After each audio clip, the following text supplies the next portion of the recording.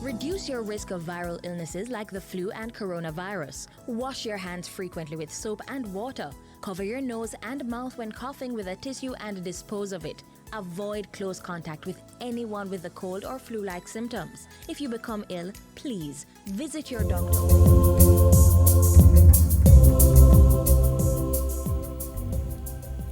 Welcome back, everyone.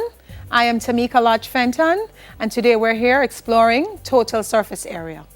Now, recently, for those who are just joining, we would have looked at what you need to understand about total surface area.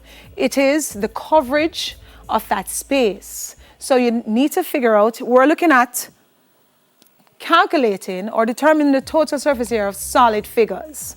In that case, we'd have to make sure that we realize what type of shape are those solids made of, and how to calculate the area of each face that you're interacting with. We looked at the difference with a cube and a cuboid. Your cube would have the faces that are all congruent, are all the same. Therefore, if you worked out the area for one face, you'd pretty much multiply it by 6, or you could add them 6 times. While another cuboid, which has 3 pairs of congruent faces, you'd pretty much figure out what the area of one face is, and then multiply that by 2 for the 3 pairs that you'd have. All right. Now, we're going to do another sample question, and then let's see if we can get through it. So, this question says, a farmer constructs a storage tank as shown in the diagram. The slope of the tank consists of a cylindrical body of height 3.5 meters and a diameter 8 meters, and a conical roof of vertical height of 1.2 meters.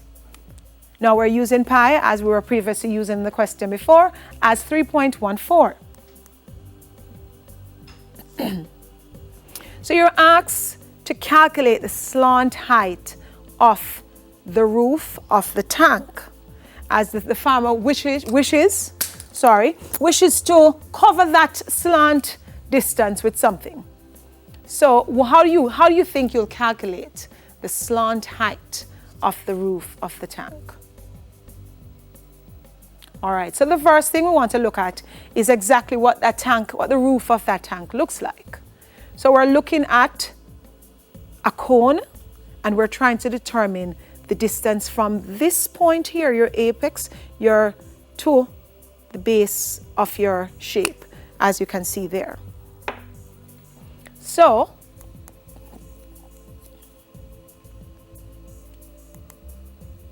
remember this? Pythagoras Theorem. If you were here, if you have been with us from we started, you remember that in order to access total surface area, there are some fundamental concepts that you must know. We looked at the area of plane shapes, and now for this particular problem or question, we need to understand what Pythagoras Theorem is. Now, Pythagoras Theorem states for all right angle triangle, there is a relationship that exists with the 3 sides.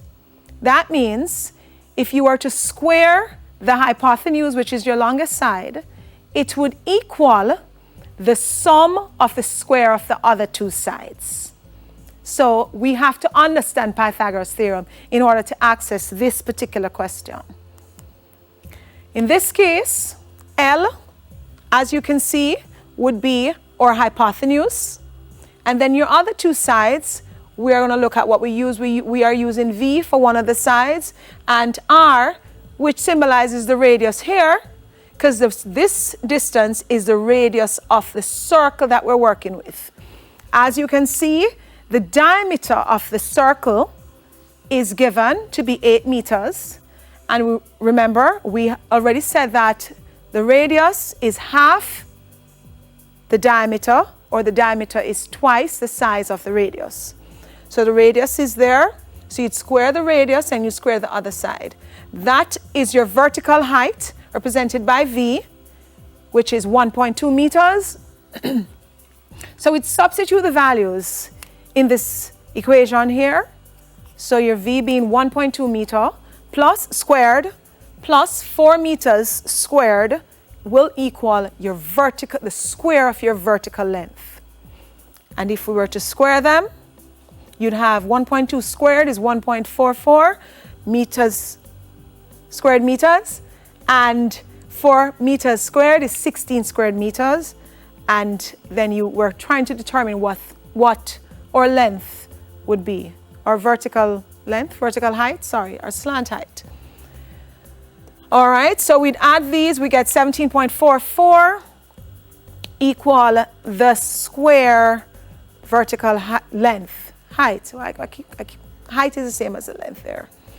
Now to find the slant height, we'd have to find the square root of L squared and also the square root of 17.44 squared meter, which would give us 4.18 meter, which would give us this slant height. Let's go through it one more time for those who probably didn't follow through with me initially. We would need to know Pythagoras theorem because there is a right angle at the top here. That's what we're using to find the slant height. The slanted height represents the hypotenuse of the triangle. And we'd sub, pretty much, we have found the slant height.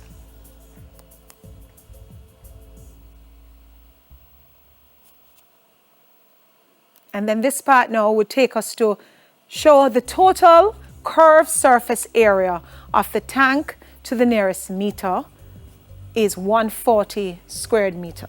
Now let's discuss this a little. What is a total curved surface that we're looking at? So for this particular shape or solid that we're looking at, you'd have this curved surface here. Let's make the shape for those who are very visual. It's pretty much this. And we're looking at this curved surface along with this. So what I want you to realize is that we're not capturing this circular face, neither are we capturing this. So we need to determine this area along with this area. And we do this.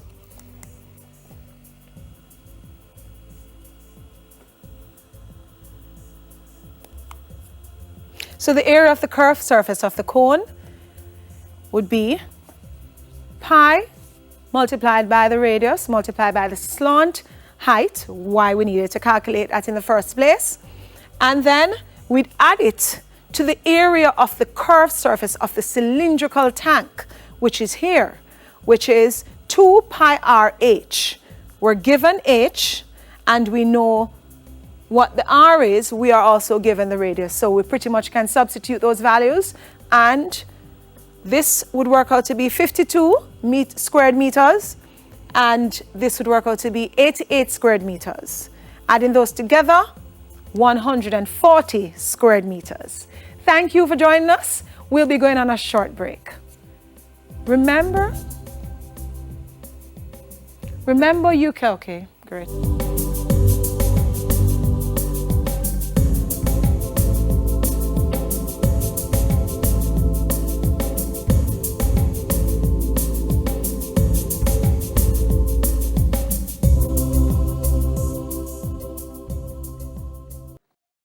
COVID-19 tip. Protect yourself and others from getting sick by washing your hands after coughing or sneezing, when caring for the sick, before, during, and after you prepare food, before eating, after toilet use, when hands are visibly dirty, and after handling animals or animal waste. COVID-19 tip. Protect yourself and others. It is a practical concept that is used in everyday life. Several persons require this skill of knowing how to calculate the total surface area.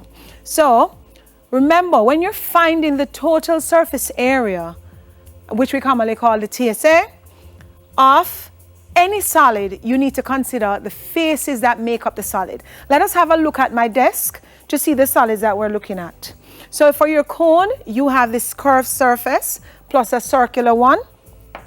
For your cylinder, you'd have two circular faces and your curved surface. And remember, we said that these are what? These are non-polyhedrons because they do not have, all their faces are not polygons. Then you have your cube, which you'd have to look at, your square faces. And you have, this is a cuboid, which we have rectangular faces. They're all rectangular. I'm not seeing any square here, but some cuboids can have a square face, pretty much like this one here. And you'd have your hemisphere. This is what? We didn't even look at this, but what is this? This is a pyramid. This is your square base pyramid. So you'd have to figure out how to find the area of your triangular face. You'd have to determine, well, count the faces that you have. So this is 1, 2, 3, 4 faces. As you can see, there's a face from each side of your base. You'd have to figure out all of that. And this here is a sample of a prism, which is a triangular base prism. And you'd have to figure out the face, which is your rectangular face, and your triangular face. When you figure out what face make up the solid, you would determine what is the area of each face, and then you'd sum these faces in order to give you the total surface area. That is all the area of that solid. So we do thank you for tuning in. We hope that it was beneficial to you, and we do hope that you join us every morning around the same time for different content on things that are most helpful to you as a student and maybe even to adults who are pursuing math.